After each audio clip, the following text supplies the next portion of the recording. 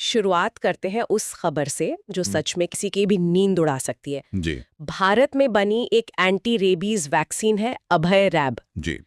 पता चला है कि इसका एक नकली बैच बाजार में घूम रहा था। और ये कोई छोटी मोटी बात नहीं है। बिल्कुल नहीं। खतरे की घंटी बजाई है दुनिया की दो बहुत बड़ी स्वास्थ्य संस्थाओं ने।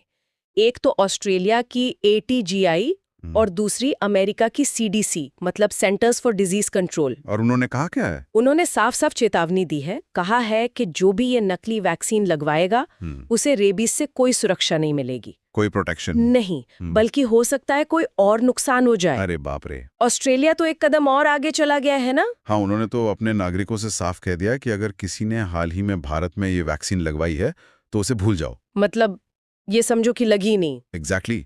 घर वापस आकर पूरा कोर्स दोबारा शुरू करो। ये भारत की फार्मा इंडस्ट्री की साख पर एक बहुत बड़ा धब्बा है। और रेबीज को लेकर हम इतनी चिंता क्यों कर रहे हैं? मतलब ये कितनी गंभीर बीमारी है? देखिए, यहाँ ये समझना बहुत जरूरी है, रेबीज कोई आम बीमारी नहीं है। अगर इसके लक्षण दिखने शुरू हो गए तो मौत लगभग 100% तय है। इसका कोई इलाज नहीं है। लेकिन, और ये अच्छी खबर है, अच्छा। वैक्सीन से इसे 100% रोका जा सकता है। अच्छा। इसीलिए एक नकली वैक्सीन का बाजार में होना किसी टाइम बॉम्ब से कम नहीं है। आप समझ रहे हैं? मैं समझ रही हूँ। और हमारे स्रोतों में जो आंकड़े हैं वो तो इस खतरे को और भी बड़ा बना देते हैं।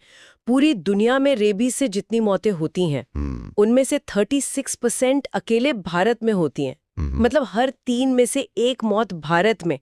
ये आंकड़ा तो मतलब चौंकाने वाला है। ऐसा क्यों है? इसकी कई वजह हैं।